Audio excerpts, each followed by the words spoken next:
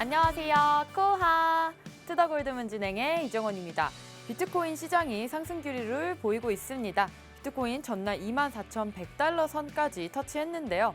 9월로 예정된 이더리움 네트워크의 머지 업그레이드를 좀 앞두고 이더리움은 하루 만에 5% 넘게 오르면서 1,800달러를 넘어섰습니다.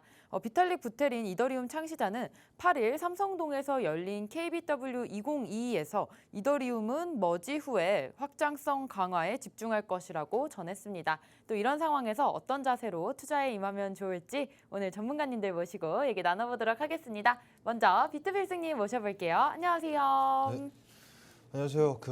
이제 지금 우리들이 가장 궁금해하는 이제 고래나 기관들의 매수세는 어떻게 될까 살펴본다면 지금 기관들은 4주 연속 이제 매수 유입이 진행되고 있습니다. 거기에 더불어서 이제 비트코인 흐름을 보아하니 우리 주봉 확인을 해보니까 저번 주 한 주 빼놓고 나서는 지속적인 이제 양봉 흐름세가 유지가 되고 있습니다.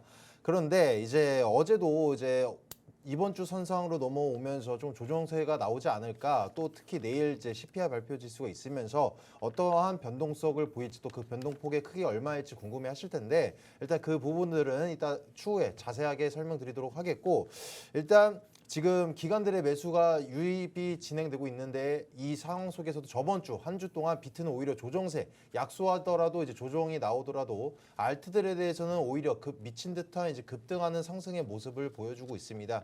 그래서 이 또한 내일 이제 간략하게 설명을 드려본다면, 내일 발표 지수 이후에도 엄청 우리가 우려할 만한, 혹은 엄청나게 호응할 만한 큰 변동폭은 보이지 않을지언정 그 안에서 이제 박스권 안에서 어떠한 흐름을 보일지 예측을 해보면서, 또 스윙이나 이제 단타 매매의 기법을 어떻게 활용해야 되는지 이따 추후 영상 끝까지 지켜보시면서 좋은 정보도 잡아가시길 바라겠습니다. 네, 내일 CPI 발표 이후에 우리가 움직임이 어떻게 될지 계속해서 투더골드문 주시해 주시면 좋을 것 같습니다. 다음으로 초아 전문가님 모셔볼게요. 안녕하세요.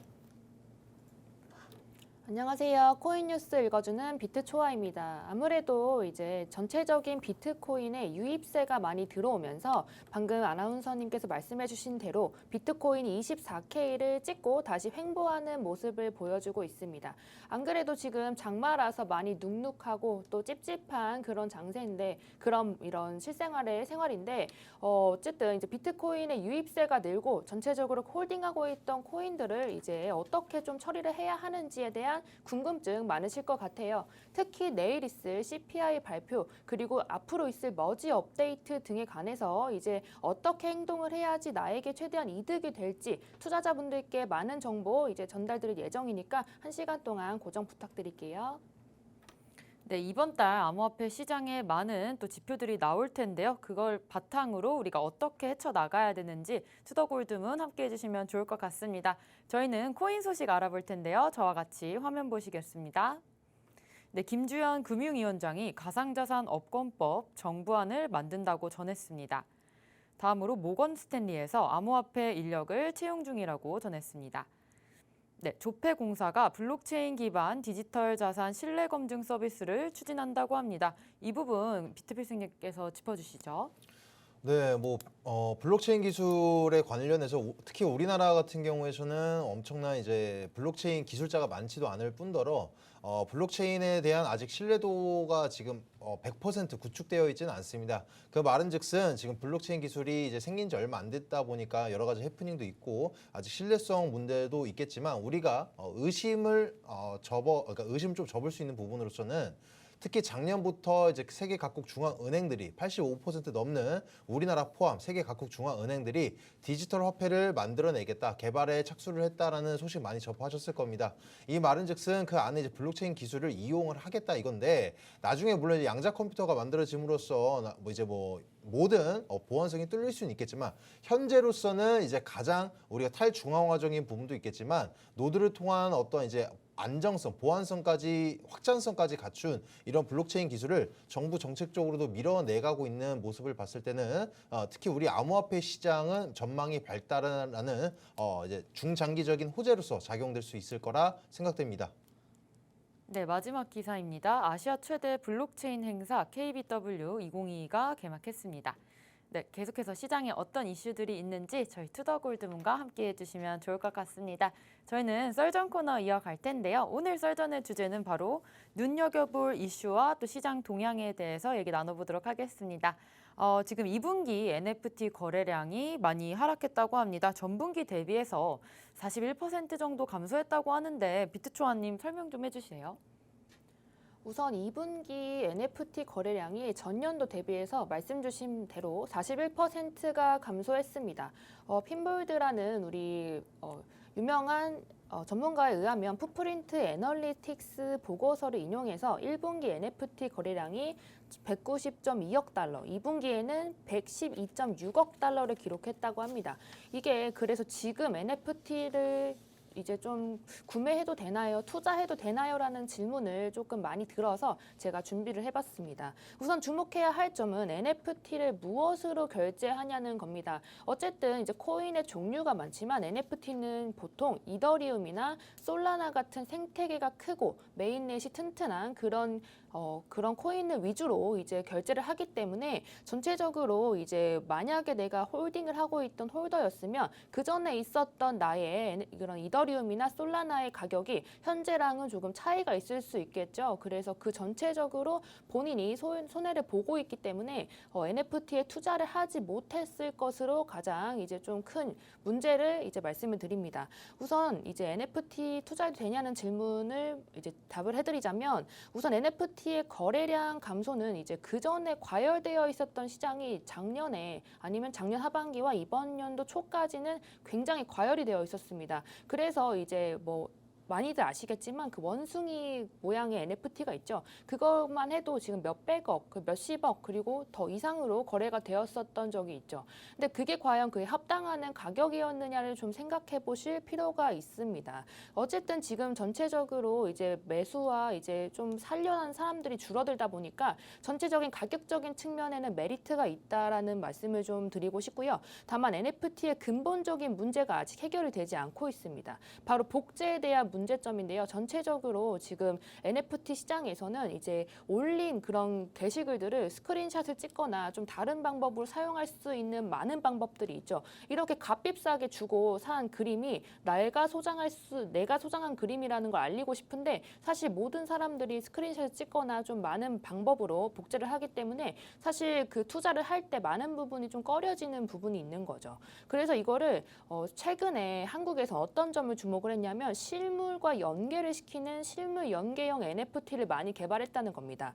우선은 S모 이제 대기업에서 그런 우리 NFT를 백화점과 좀 연결을 시켰는데요. 우리 백화점의 VIP들만 할 수 있는 여러 가지들 있죠. 뭐 여러 가지 뭐 이런 라운지 사용이라든지 아니면 이런 VIP들이 한 달에 뭐 1억 이상 사용하는 사람들에게 주는 여러 가지의 혜택들을 NFT를 구매한 사람들에게 줌으로써 VIP들이 할 수 있는 여러 가지 것들 실물 경제와 연결을 좀 시킨 거죠. 그래서 1초 만에 1만 개가 판매가 됐다고 합니다.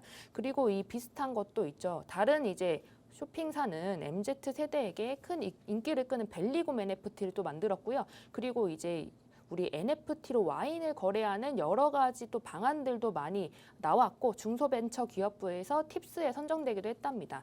올 초에는 이제 100배 정도 뛴 NFT 회사가 아무래도 이제 좀 많이 우리 눈에 띄죠. 특히 고릴라 모양을 좀 하고 있는 모습인데 이 홀더 분들께서 최근에 많은 이제 이슈가 있었습니다. 특히 영정사진과 같이 이제 합성을 해서 이제 공동의 장례식이다라는 말을 했었죠. 그 이유가 뭐냐면 이제 운영 부진, 해킹 이런 여러 가지의 그런 기술적인 결함과 문제들을 지적을 하면서 CTO가 좀 내려야 한다. CTO가 이제 그만해야 한다는 이야기를 좀 했습니다.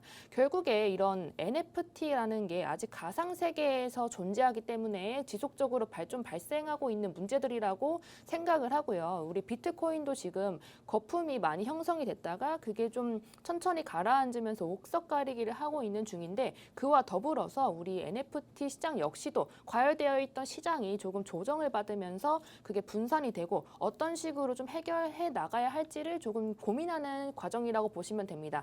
그와 더불어서 이제 기업 대기업들이 그럼 나도 NFT 시장에 좀 뛰어들래라는 이야기를 하면서 출사표를 던진 거고요. 그럼 실물과 연계를 한다든지 아니면 다른 방식으로 좀 풀어낼 것이라고 좀 확인이 됩니다. 그래서 좀 많은 자본들이 NFT 시장에 좀 유입이 되고 있고 앞으로 투자하실 때 이런 방법들도 있다는 것을 좀 유의하시면서 투자하시면 앞으로도 좋은 투자처가 될 수 있다는 생각을 가지고 있습니다. 네, NFT 거래량이 많이 감소는 했지만 기업들에서 계속해서 NFT 사업을 펼치고 있기 때문에 NFT에 대한 투자는 나쁘지 않다고 생각을 하고 있습니다. 그렇다면 필승님, 또 내일과 내일 모레 CPI와 PPI가 발표가 될 텐데 이번 주에 경제 지표에 따라서 우리 비트코인 방향 어떻게 될까요? 네, 제가 뭐 기존에 말씀드릴 때 이제 요새 이제 우리가 차트적인 관점을 더욱더 중요시 여기셔라라고 여러 번 설명을 드렸었는데 특히 지금처럼 이제 예견되어 있는 이제 중요한 경제적 지표가 있을 당시에서는 이제 이런 시황적인 부분도 같이 접목을 시키셔야 된다라고 말씀을 드렸었습니다.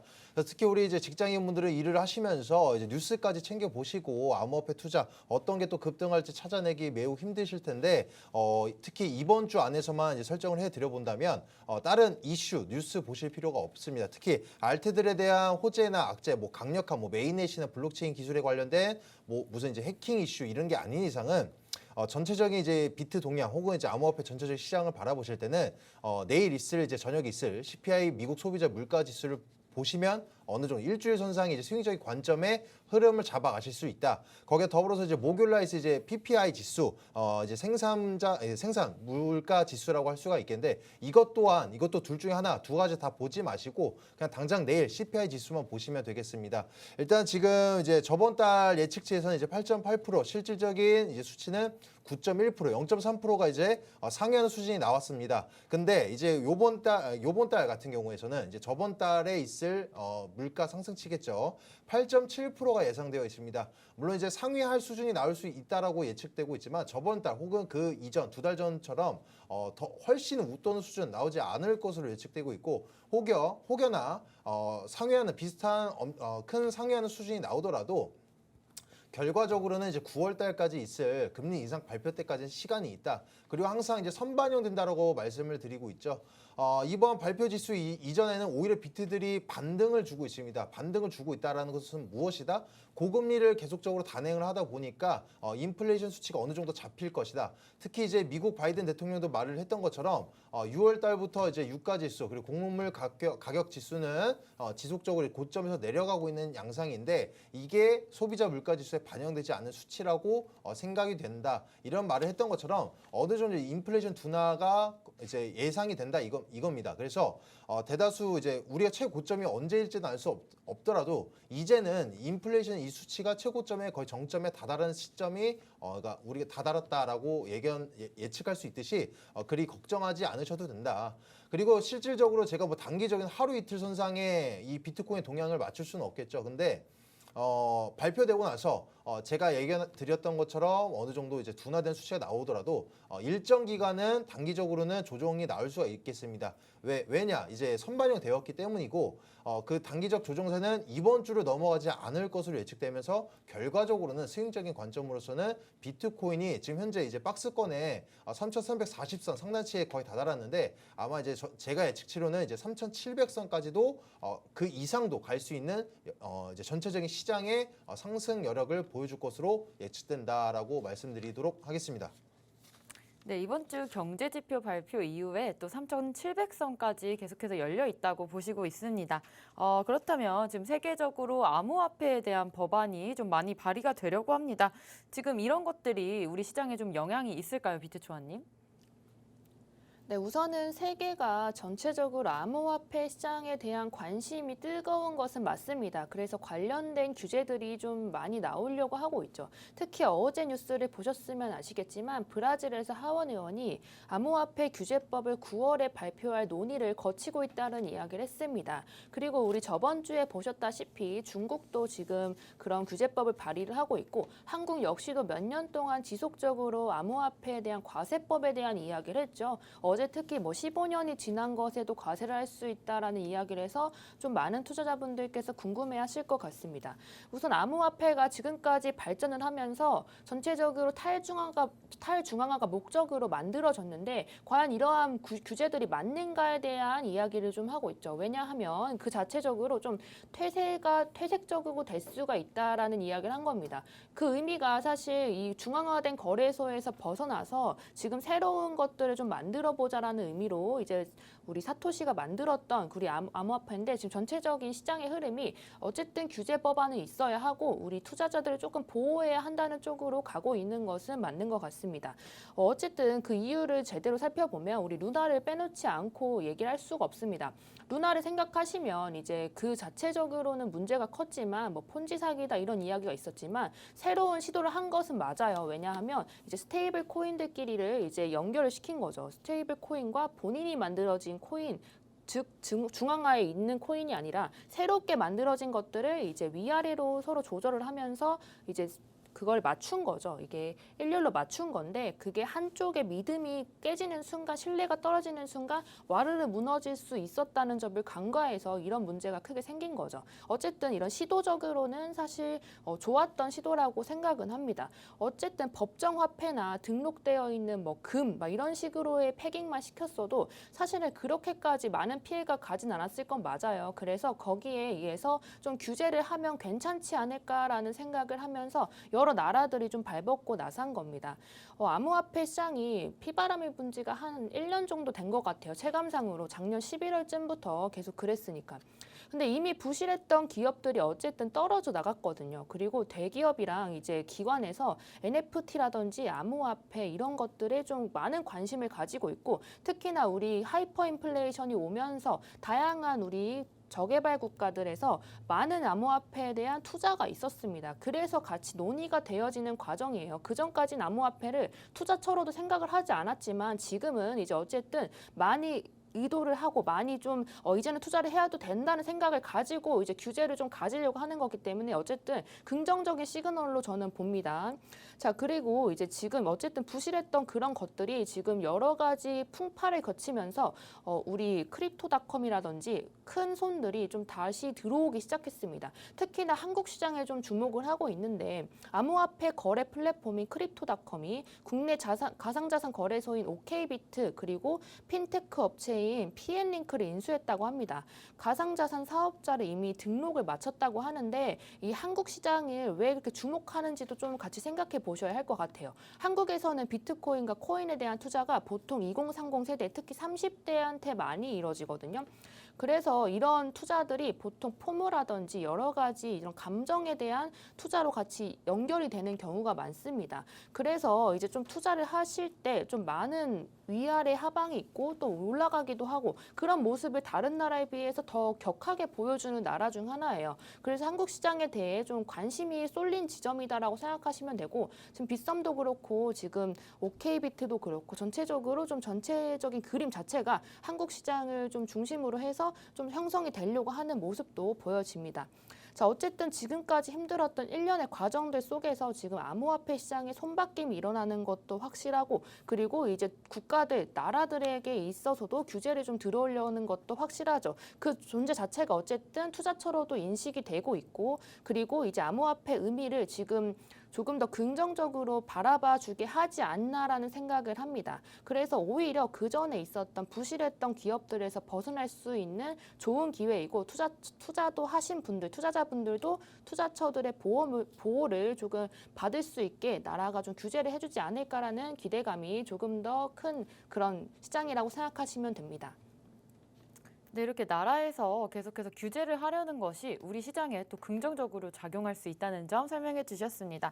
지금 우리나라는 지금 비 때문에 좀 많이 고생이지만 미국이나 유럽은 또 무더위나 폭염 때문에 많이 고생이라고 하는데요. 이런 무더위가 우리 암호화폐 시장에 좀 영향이 간다고 할 수 있을까요? 비트필승님? 네, 충분히 있다고 말씀드릴 수 있겠는데 우리가 덥다고 해서 무더위랑 암호화폐랑 도대체 무슨 상관입니까? 라고 질문을 하신다면 충분히 연관성이 있습니다. 직접적인 연관은 없더라도 경제적인 엄청난 큰 타격을 주고 있는 게 바로 무더위다. 우리나라 특히 우리 이번 여름 때 엄청 더워들 하셨는데 우리나라뿐만이 아니라 세계적으로 모든 나라가 지금 몇백 년 만에 지금 최고치의 최고 기온을 찍었다 이런 뉴스를 많이 보셨을 겁니다. 지금 특히 영국을 생각을 해본다면은 영국 같은 나라는 이제 햇볕이 잘 들지가 않고 또 이제 비도 많이 오고 이러다 보니까 사실 더위를 모르고 살았습니다. 그래서 실질적으로 이제 95% 이상이 에어컨을 설치 안 하고 지내고 있었는데 이번에는 이제 최고 기온을 찍어내면서 1659년대 이후에 통계치 수준의 최고점을 찍었다. 그래서 지금 엄청나게 이제 학교도 휴교를 내리고 있고 지금 이제 나라 전체적으로 약간 마비 현상이 나오고 있는 모습을 확인할 수가 있다라고 말씀드릴 수가 있겠습니다. 그래서 이제 이런 무더위는 인프라를 고장을 낸다라고 설명드릴 수가 있겠는데 간략하게 이제 예를 설명드려 본다면 이제 활주로가 부풀어 오른다라든가 혹은 철도가 이제 휘게 되어 있죠. 그 말은즉슨 이제 교통과 관련된 이런 인프라가 고장이 나게 된다라고 한다면 문제가 생긴다면 이제 산업이나 경제 타격이 갈 수밖에 없는 구조에 놓여 있다. 이제 나라마다 기후에 맞춰서 이제 인프라를 구축해 오면서 이제 산업혁명이 일어났는데 지금 이제는 이런 변화된 이런 지구 온난화로 인해서 세계 이제 모든 온도가 같이 올라감으로 인해서 이런 온도에 맞춘 이제 이제 인프라를 한번 갈아엎을 시대가 나와 있다. 그래서 이런 생각을 전 가지고 있습니다. 그래서 실질적으로 미국은 이런 인프라를 구축하기 위해서 투자 계획을 실질적으로 발표를 했습니다. 그리고 앞으로 이런 폭염은 일시적으로 이벤트성이 아니라 앞으로도 점점 지속이 될 것으로 전망이 된다. 그래서 많은 전문가들이 이렇게 예견을 하고 있습니다. 그래서 우리가 또 대표적인 예로 목축업, 농업, 업 이런 걸 생각해 본다면 우리 사람이 더위를 먹어서 입맛이 없다라고 하는 것처럼 우리 동물들도 마찬가지입니다. 그래서 더위를 먹어서 동물들도 잘 먹질 않게 된다라고 한다면 실질적으로 이제 생산량이 줄어들 수밖에 없겠죠. 우리가 이제 그쵸. 공급량이 줄어들 수밖에 없는데 우리는 지속적으로 수요도는 증가는 하는데 이러한 이제 공급량이 줄어들게 된다라고 한다면 인플레이션을 현상을 일으킬 수밖에 없다. 그리고 어업을 생각을 해본다면 이제 물 속에서도 이제 뭐 공기가 있는데 이 공기를 이제 수온이 올라간다 해서 물고기가 단순히 못 사는 게 아니라 이제 미생물들이 수온이 올라감으로써 미생물들이 이제 산소의 활용을 높이 하다 보니까 숨 쉴 수 있는 물고기가 그러니까 공기가 저조해진다. 그 말은즉슨 이제 물고기가 죽어난다. 그럼 그 말은즉슨 이제 또 우리가 먹을 수 있는 이제 물고기가 적어진다. 농업 같은 경우도 마찬가지예요. 지금 전 세계적으로 사막화 현상이 진행이 되고 있는데 지금 이제 농업의 피해가 많아지고 있다. 농업의 피해가 많아지면 이제 지금 이제 온도가 올라가서 그러면은 이제 보험사가 지급할 지급액이 많아질수록 결국에 보험료가 올라갈 수밖에 없다. 여기에 더해서 이제 각 나라들은 자신들의 러시아 사태만 보셔도 아실 겁니다. 러시아 사태가 이제 고조되니까 안 그래도 지금 세계적 경제난에 힘든데 특히 이제 세계 최고의 이제 팜유 50% 이상을 점유하고 있는 나라가 팜유의 수출에 너무 목매달다 보니까 우리나라도 지금 내수 시장에서도 기름이 모자르다. 그러니까 수출은 일시적으로 금지를 하겠다라는 것처럼 결과적으로는 자신들의 이제 자급자족이 불가능한 나라 혹은 이제 우리나라처럼 의존도가 높은 나라들에서는 이제 인플레이션에 이제 조금 더 취약할 수밖에 없다라는 설명을 드릴 수가 있겠습니다. 그래서 정리를 해드려 보자면 경제적인 비용을 우리는 앞으로도 계속 지불을 할 수밖에 없다. 그래서 이제 인프라가 이렇게 파괴되면서 엄청난 비용을 우리는 치를 수밖에 없게 되는데 신재생 에너지로 넘어가면서 엄청난 시간과 투자를 진행이 되다 보니까 이런 비용이 부담돼서 지금 굳이 할 필요가 있냐라는 의문점을 가지신 분들도 있겠지만 앞으로 이런 기존 방식대로 대처를 해 나간다면 앞으로 이제 비용은 점차 늘어날 수밖에 없다. 그런 점을 생각을 해봤을 때 장기적으로 신재생 에너지로 넘어갈 수밖에 없다.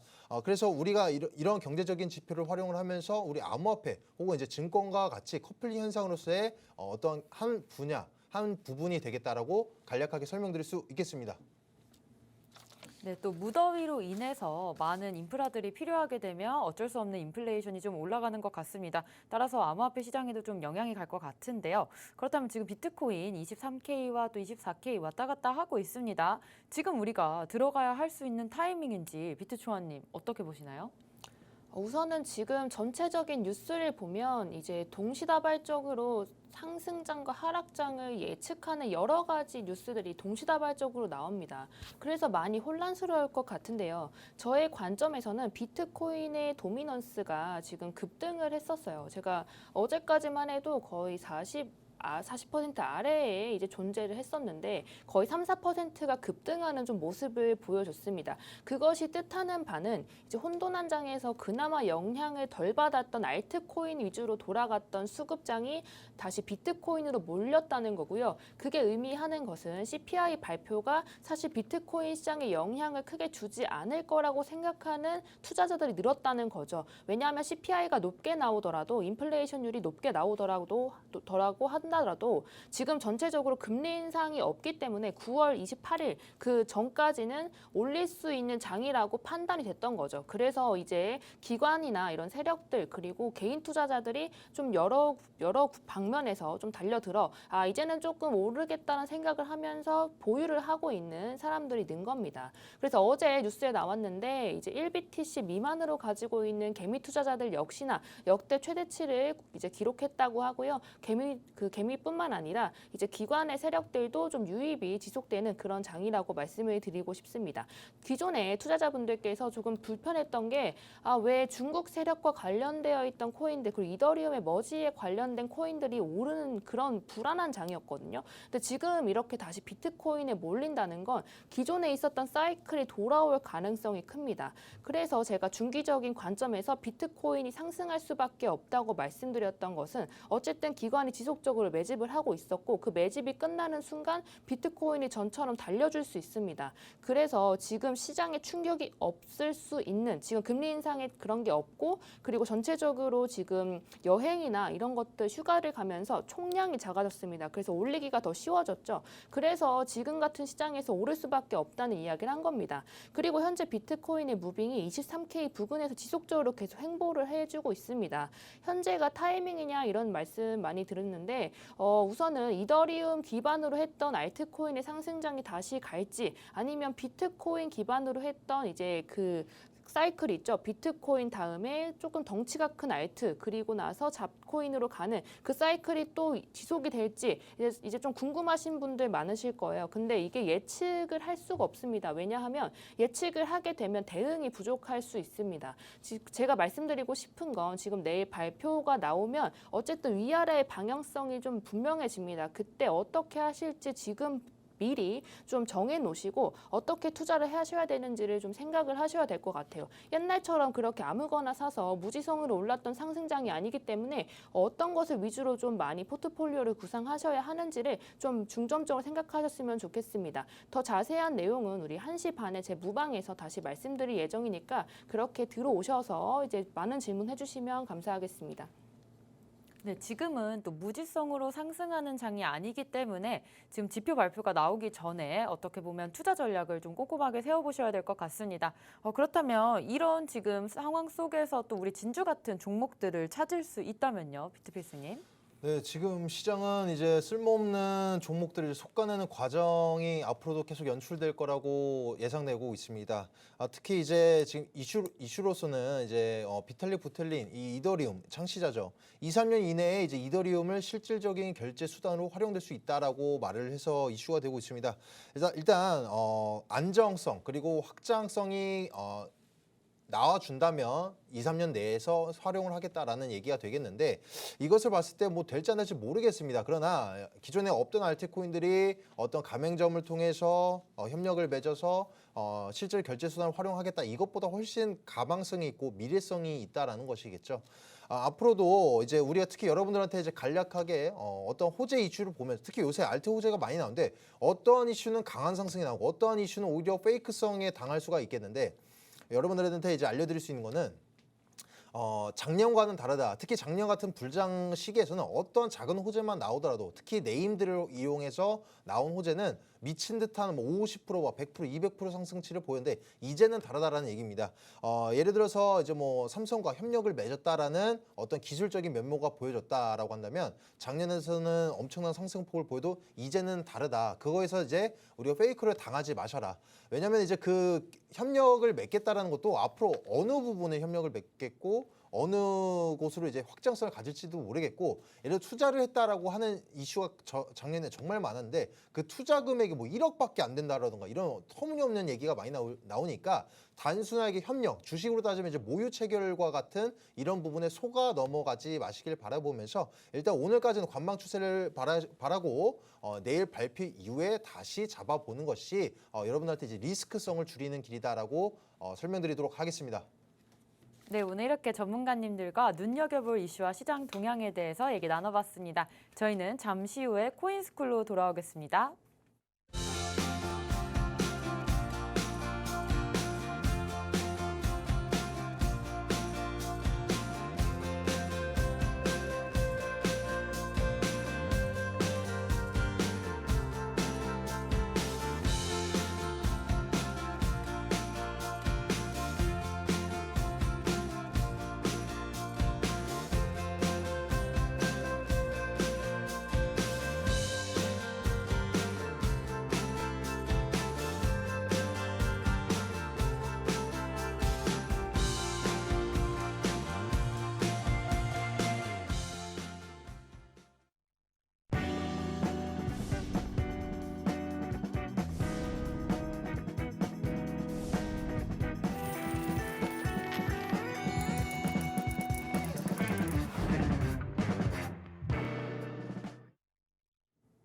네, 코인스쿨 시간입니다. 오늘은요, 비트초아님께서 여러 가지 용어에 대해서 설명해 주실 예정입니다. 오늘 강의로 많은 정보 얻어가셨으면 좋겠습니다. 비트초아님 모셔볼게요.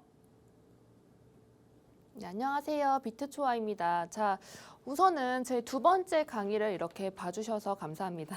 자, 우선은 이제 저번에 첫 강의 때는 제가 말씀드렸던 게 우리 기술적 지표, 그리고 기본적 지표에 대해서 말씀드렸죠. 전체적인 우리 분석의 툴을 두 가지로 나눠서 이제 왜 그렇게 했고, 그리고 앞으로 있을 우리 매매 기법들 알려드릴 때 여기에 어떤 거에 이제 해당이 되는 내용인지 제가 말씀드린다고 했습니다.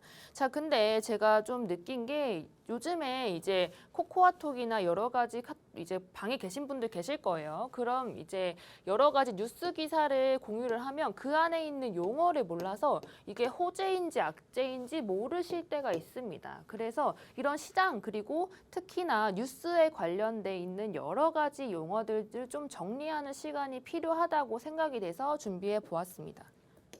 자, 우선 저번 주 강의를 좀 복습을 해보려고 합니다. 우선은 기술적 분석과 기본적 분석에 대한 이야기를 드렸죠. 기술적 분석이 사실은 옛날 그 과거가 반복된다는 이야기를 하면서 이제 옛날에 이런 모양을 가졌던 차트가 있으면 그 다음에는 뭐 떨어진다더라, 아니면 이렇게 N자형 다음에는 그 다음에 뭐 상승이 있다더라, 이런 식으로 좀 패턴과 여러 가지를 정형화를 시키면서 과거에 있었던 일이 반복이 되는 거에 초점을 맞춰져 있다고 했습니다. 근데 이게 사실 맞지 않을 때가 있죠. 그렇게 다 알았으면 지금 우리가 다 부자가 될 수도 있었습니다. 그래서 같이 봐야 하는 게 기본적 분석이라고 했습니다. 코인 시장에서는 사실 볼 수 있는 게 많이 없어요. 그래서 그 전에 우리 비트코인의 도미넌스가 60%를 넘을 때가 있었죠. 우리 극도의 공포. 7월 전까지 그때는 그랬는데 이때는 볼 수 있는 지표가 많이 없었기 때문에 어떻게 모습이 보였냐면 나스닥에 딱 달라붙어서 가는 모양새를 많이 보여줬습니다. 그래서 지표도 전부 다 주식과 관련되어 있는 지표, 특히나 기술주들에 조금 많이 이제 연관이 돼서 많이 갔죠. 특히 QQQ가 잘 나오는지 아닌지들도 많이 영향을 받았고, 핀테크 기업이 오르면 뭐 같이 오르고 하는 모습을 보여줬습니다. 그래서 사실 투자하기는 어렵지 않은 장이었습니다. 왜냐하면 나스닥이 오르면 오르고 떨어지면 떨어진다는 생각을 가지고 비트코인 위주로 투자하신 분들은 이 장에서도 벌 수 있었던 장이죠. 그래서 제 말씀은 제가 드리고 싶은 말씀이 이런 과거가 반복된다는 게 아니라 결국 사람이 반복되는 건 맞아요. 사람이 반복되는 건데 그래서 적당한 타이밍을 보고 제대로 된 투자를 하려면 제가 저번에도 말씀드렸다시피 지금 기본적 분석, 여러 가지 시장에 악재가 있는지 없는지를 먼저 파악한 뒤에 여러 가지 기술적 분석이 모이는 지점에서 들어가야 손익비가 좋은 지점에서 출발할 수 있다라고 다시 한번 말씀을 드리고 싶습니다. 자, 그리고 제가 이걸 가지고 왔어요. 기본적 분석이 어려운 이유에 대해서 좀 말씀을 드릴 건데 이 뉴스에 대한 이야기를 좀 해볼까 합니다. 지금 앞에 보시면 시간대 보세요. 지금 11시 18분, 11시 9분에 나온 뉴스예요. 근데 아래 내용은 사실 필요 없습니다. 헤드라인만 볼게요. 블룸버그 분석가, 비트코인 할인된 가격에 거래 중이다. 그리고 위에 보시면 비트메인 공동 창립자, 투자자 신뢰 회복에 시간이 필요하다. 이거는 긍정적인 뉴스고 이건 마이너스, 부정적인 뉴스란 말이에요. 그래서 이런 거를 과연 내가 어떻게 판단할 수 있느냐는 거죠. 이런 관련된 뉴스들이 나왔을 때. 이것만 그런 게 아닙니다. 전체적으로 이것뿐만 아니라 이것도 보시면 어제 저녁 뉴스입니다. 테슬라도 75%나 손절했다. 비트코인 죽음의 소용돌이 시작됐나? 이런 헤드라인. 그리고 같이 나왔던 게 캐나다 억만장자 오리얼이 비트코인 더 샀다. 암호화폐 규제 꼭 필요하다. 내가 어디에 편승하느냐는 나의 선택이지만 제가 말씀드리고 싶은 건 제가 내일 CPI 발표가 있잖아요. 그래서 꼭 말씀드리고 싶습니다. 그럼 CPI가 사실 지수가 진짜 좋게 나오든 나쁘게 나오든 전혀 상관없습니다.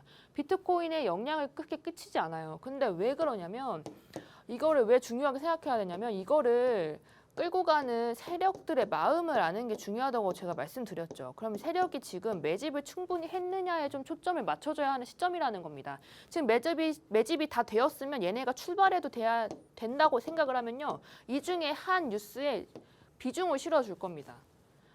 이제 출발해도 돼. 그러면 지금 죽음의 소용돌이 아니야. 지금은 누가 더 샀다라는 걸 기준으로 해서 우리 많이 언론에 내보내자. 이런 식으로 좀 운전을 하면서 좋은 방향으로 끌어내고요. 만약에 얘네가 아니야, 더 매집해야 돼. 그럼 이때와 기회야 하면서 마이너스 쪽으로 끌어내리면 그에 관련된 뉴스들이 쏟아져 나옵니다. 왜냐하면 양방향으로 이미 다 써놨던 기사들 중에 한 곳에 무게가 실리기 때문에 그 전에 있었던 기사들은 이제 없어지는 거죠. 그래서 제가 지속적으로 말씀드렸던 부분들 항상 체크해 주시고요. 자, 그리고 그래서 제가 이런 여러 가지 이유들로 인해서 기본적 분석이 사실 어렵다고 했죠. 왜냐하면 보는 눈이 시야가 좁아요. 아직까진. 그래서 이 좁은 시야로 가지고는 이게 과연 어떤 의미인지 파악하는 게 어려울 수 있습니다. 그래서 기술적 분석을 위주로 우리가 주로 진행을 하고 있고 그중에선 이렇게 4가지로 분석이 된다. 이거는 이제 복습이니까 다시 짧게 말씀드리면 전체적인 코인 그런 차트의 모습을 보면 지지와 저항선을 나눠서 추세가 이제 뭐 올라간다라든지 내려간다라든지라는 걸 정해서 지금은 상승 추세다, 하락 추세다를 맞추는 거죠. 그럼 이제 앞으로 여기서 끊겼으면 다음에 있을 장세가 좋냐 나쁘냐 이렇게 나눠지는 거죠. 그리고 패턴은 이 추세 분석을 여러 가지로 나눠 놓습니다. 뭐 구글 검색기에만 쳐보더라도 이렇게 많은 패턴이 있어요. 차트 패턴이 정말 많습니다. 이것뿐만 아니라 정말 쳐보시면 알 거예요. 구글 지도에 치시면 정말 많이 나옵니다. 이걸 다 알아야 하느냐 그런 건 아닙니다. 이 중에 내가 맞는 마음에 드는 그런 패턴을 좀 위주로 하시면 되고 그리고 이게 좀 말씀드리고 싶은 게 이게 사람마다 끊는 데가 달라요. 선을 긋는 데가 다르기 때문에 이게 과연 그대로 잘 그었는지를 좀 생각해 볼 필요가 있습니다. 어쨌든 좀 여러 가지로 여러 방법으로 좀 매도를 하실 때 해보시면 많은 도움이 좀 되십니다. 그리고 나서 장세의 분석은 지금이 어쨌든 약세장인지 강세장인지를 나눠서 현재가 무슨 파동인지 뭐 엘리엇 파동 이론 이런 거 있죠. 그래서 뭐 지금은 약세장의 마지막 파동, 뭐 5파동이다라든지 그런 것으로 나누는 것이 장세 분석입니다. 마지막으로 목표치 계산은요. 이 3가지를 전부 다 합쳐서 결국엔 그래서 목표치가 얼만데 라고 나오는 거죠. 자, 근데 방금 전에 보셨다시피 여러 가지 지표 발표나 이제 이런 것들이 우리 기본적 분석에 해당이 되잖아요. 그리고 기술적 분석은 그런 게 아니라 이 차트 자체에 사람들의 심리가 전부 다 포함이 되어 있다고 생각합니다. 그래서 차트만 보면 앞으로의 흐름이 보인다는 것이 이제 그 중점인 거죠. 그러면 이런 심리가 있으면 이제 가장 빠지기 쉬운 게 조급이죠. 조급함. 내가 한 게 만약에 내가 뭐 RSI라는 나중에 배울 거예요. RSI 지표라든지 뭐 파라볼릭 SAR 같은 게 내 기준이 됐고 지지와 저항이다, 뭐 박스 매매를 할 거다 하면은 과감하게 그 내가 선택했던 기법상 그 아래로 하방을 가는 움직임이 보이면 손절을 해야 됩니다. 그래서 제가 말씀드리는 손절의 비가 보통 3%, 5% 이렇게 짧게 가져가는 게 내가 만약에 먹을 수 있는 가격이 10%다라고 보면요. 손절은 그의 반밖에 되면 안 돼요. 그 이상 되면 안 됩니다. 내가 목표한 치에 과연 도달할 수 있고 내가 이만큼 마음고생한 거에 비해서 오를 수 있느냐 이런 걸 모두 따져서 손익비가 좋은 타점으로 진입을 하셔야 된다고 제가 말씀드렸죠. 근데 항상 말씀드리는 게 100%는 없어요. 결국에 정말 많은 지표를 써서 뭐 5개의 지표가 한 곳에 모이는 타점에서 넣더라도 결국에는 이제 코인의 문제점이 있죠. 그게 바로 고래의 마음입니다. 이런 이제 대형이나 기관들 그리고 고래의 마음을 우리가 알 수가 없기 때문에 결국에는 이 고래들의 마음을 우리가 그 속에 들어가지 않는 이상 몰라요. 그리고 게다가 고래들의 마음이 들어가더라도 문제가 있습니다. 95%를 가지고 있어요. 만약에 고래들이 한 코인에. 그럼 이거를 올리고 싶어요. 올리고 싶은데 이거를 한번 쏴봅니다. 요만큼. 조금 쏴봐요. 근데 여기에 사람들이 붙지가 않아요. 이제 사람들이 개미 투자자들이 붙지가 않으면 이렇게 다 준비가 되어 있고 이런 마음가짐도 되어 있고 하지만 이제 시장의 선택을 받지 못하면 오르지 못하는 겁니다. 그럼 이때 세력들도 물려요. 우리만 물리는 게 아니라 세력들도 물립니다. 우리 일론 머스크도 우리 많이 손절했잖아요. 그래서 그런 것들 좀 체크하시면서 내가 과연 이제 투자하는 시점이 손익비가 좋고 그리고 이제 이런 생각들을 다 했는지가 중요합니다. 그리고 특히나 뭐 100%가 없다고 말씀드렸기 때문에 말씀드리다시피 이제 풀매도랑 풀매수 절대 하지 마세요. 항상 말씀드리는 게 지금 시장이 뭐 위아래로 크게 흔들린다고 해도 주봉상으로 보면은 거의 이런 그림입니다. 지금 이쪽에 있어요, 우리가. 주봉상으로 보면 어쨌든 가장 저점에 해당을 하는 겁니다. 그러면 지금 이 단기적인 상승을 먹느냐, 뭐 이거 100% 올라도 아직도 저점인 거죠. 이런 상승을 먹느냐 아니면 조금씩 남겨놓고 여기 끝까지 가느냐에 대한 의미도 있습니다. 그래서 아래에서 넣어둔 돈이 조금이라도 있으면 좀 마음이 편해요. 내가 이렇게 플러스를 어쨌든 만들었다는 생각을 했죠. 그러면 난 저점에서 잡은 거를 목표치 1차에 한 번 털어내고 2차에 또 털어내고 3차에 한 번 더 털어내는 그런 모습이 가장 중요한 투자법이라고 생각합니다. 안 그러면은 다른 애들 돈 다 벌고 있는데 나는 왜 못 버난 생각을 할 수가 있어요. 그래서 좀 전체적으로 이제 조절을 하시면서 매수, 매도, 타점 잘 잡으시고 조절을 하셔야 된다라고 말씀을 드립니다. 그리고 코인 뉴스에 대한 용어를 좀 말씀드릴까 합니다. 우선은 이게 호재에 관련된 용어가 많아요. 어쨌든 악재를 생각하면서 쓰는 용어가 없기 때문에 호재에 관련된 용어라고 말씀을 드리고 싶고, 자, 우선은 소각에 대한 이야기를 하면은 소각이 전체적으로 코인의 발행이나 발행될 수 있는 양, 락업이 되어 있던 양을 없애는 거죠. 그러면 시장에 어떤 방향이 생기냐면 전체적으로도 이게 암호화폐도 결국에는 가상에 있는 세계에 있는 돈이죠. 그 돈을 조절을 하는 겁니다. 양을 조절을 해서 결국에 인플레이션이 생기지 않게 해줘요. 인플레이션이 생기지 않게 해줍니다. 그래서 가격의 조정에 탁월합니다.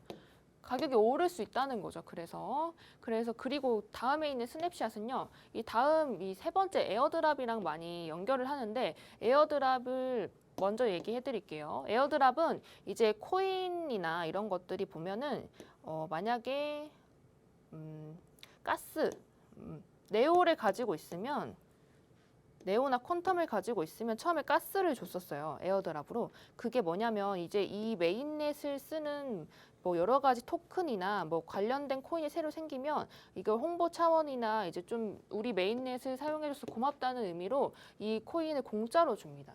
공짜로 줘요. 내가 만약에 네오를 가지고 있으면 가스를 공짜로 줘요. 이런 게 에어드랍입니다. 그래서 그 에어드랍의 기준이 되려면 어쨌든 내가 얼마를 가지고 있는지를 파악해야 되는데 그걸 스냅샷이라는 걸 찍습니다. 이거 스크린샷 찍듯이 지금 내가 가지고 있는 코인의 양을 지금 전체적으로 보여주는 거라고 생각하시면 됩니다. 그리고 이제 말씀드릴 게 코인이 다 코인이 아닙니다. 코인과 토큰으로 정확하게 나눠져 있어요. 이 메인넷이라는 게 있는데 독자적으로 프로그램이 되어 있느냐가 중요하거든요. 그래서 이더리움이 중요한 이유가 이 많은 코인들이 ERC20이라는 걸 써요. 이게 뭐냐면 이더리움이 먼저 개발을 했던 메인넷인데 이거를 오픈 소스에 개방을 합니다. 우리 이런 코인으로 너네 만들어라는 이야기를 해요. 그래서 지금 당장 이제 시청자분들도 코인을 만들 수가 있습니다. 이런 토큰을 만들 수가 있는 거죠. 정확히 말하면. 왜냐하면 이런 오픈 소스가 많으니까 이에 해당하는 토큰은 돈만 있으면 만들 수 있습니다. 그리고 그에 관련된 이런 정리라든지 아니면 이제 뭐 이런 지식들이 있으면 만들 수 있다는 것들 좀 말씀드리고 싶었고요. 전체적으로 다 같은 코인이 아니라 이런 생태계에 포함되어 있는 게 뭔지 봐야 돼요. 그래서 여러 가지로 뭐 솔라나가 가면은 뭐 스테프니 간다든지 이런 여러 가지가 있어요. 그래서 전체적으로 그 메인넷이 무엇인지 이 코인의 메인넷이 무엇인지를 아시는 게 중요합니다. 그리고 이제 마지막으로 말씀드릴 게 소프트 포크랑 하드 포크입니다. 이제 포크가 업데이트예요.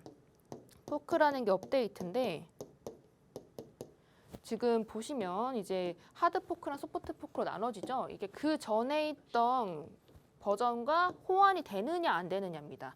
근데 하드포크가 되면요 좋은 점이 있어요. 그게 뭐냐면 하드포크가 되면 기존에 있던 지갑을 사용을 못해서 지갑 간의 입출금이 정지가 돼요. 최근에 그래서 위믹스 같은 뭐 클레이튼 기반의 코인들이 이제 지갑의 입출금이 정지된 적이 있죠. 그런 코인들 위주로 가두리 펌핑이 나온 적 있어요. 이제 코인은 아셔야 되는 게 전체적인 중앙 거래소가 없기 때문에 코인이 거래소마다 이제 시세가 다르죠. 시세가 다른데 이 거래소 입출금을 막아버리면 여기 내에서만 결제가 되는 거죠. 그럼 당연하게 여기 안에서 폭등이 일어나기가 쉽습니다. 그럼 그때가 딱 기회다 생각해서 세력이 가격을 막 올려요. 그래서 뭐 뉴메레르 같은 거 보면은 막 1000% 오른 적도 있고 하루 만에 그런 상승을 보여준 적 있죠. 이게 바로 가두리 펌핑이에요. 제가 그래서 최근까지 좀 그런 코코아토에 계신 분들한테 말씀을 드리면서 밀크, 위믹스 같은 것들을 이미 다 매수하고 매도를 했습니다. 가두리 펌핑이 올 때를 대비를 해서요. 자, 그리고 이제 이 두 개만 얘기하고 끝내도록 하겠습니다. 우선은 리브랜딩이랑 반감기에 대한 이야기를 할 건데 어쨌든 가상화폐, 암호화폐도 그 돈입니다. 가상에 있는 돈이에요. 실제는 없더라도 가상에 있는 돈인데 이거를 전체적인 돈을 유지를 시켜줘야 돼요. 우리가 지금 코로나 때 많이 돈을 찍어내서 현재의 지금 시장의 상황이 좋지가 못한 게 여러 가지 인플레이션들이 많이 발생이 되면서 그런 거죠. 그래서 이런 반감기라는 게 존재합니다. 이게 그냥 단순하게 생각하면 옛날에는 컴퓨터로 작업을 하면 100을 줬다고 하면 이제는 그걸 반으로 감소시켜주는 시기입니다. 그래서 50으로 줄어드는 거예요. 이더리움의 업데이트가 사실 여기에 좀 연결이 됩니다. 왜 계속 이렇게 반감기가 지나고 좀 더 어렵게 만들어야지 전체적인 인플레이션율이 조절이 되니까 이 난이도에 대한 이야기가 많았습니다. 그래서 결국에 POW 기반에서 POS 기반으로 많이 넘어간 거죠. 그 마지막인 리브랜딩은 이제 원래 네오라는 게 그 전에는 뭐였냐면 엔트였습니다. 엔트가 네오가 된 거죠. 이런 식으로 코인이 이름을 바꾸거나 여러 가지로 브랜딩을 새로 하면서 새로운 코인이라는 인식을 좀 줍니다. 뭐 스트라이크 같은 것도 원래 이름은 그게 아니었어요. 근데 스트라이크가 되면서 스트라티스랑 같이 가는 모습을 좀 많이 봤습니다. 근데 그 둘은 연관성이 전혀 없어요. 그 둘이 지금 보여지는 모습들이 사실 그렇게 되는 게 이름이 비슷해서 그런 거지 전혀 연관이 없고 투자하실 때 이런 리브랜딩, 뭐 반감기 여러 가지 우리 용어들 보시면서 이게 호재인지 악재인지 같이 함께 보시면 앞으로 투자하실 때 도움될 것 같습니다.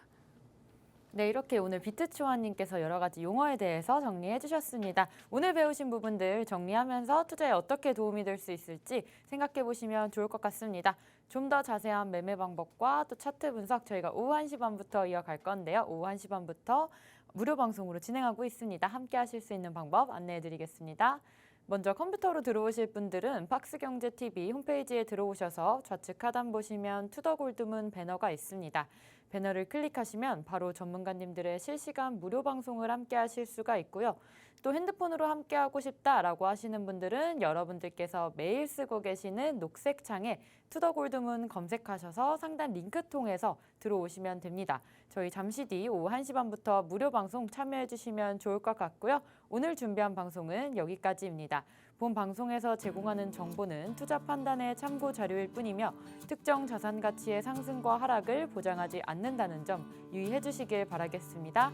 저희는 다음 시간에 오겠습니다. 시청자 여러분 고맙습니다.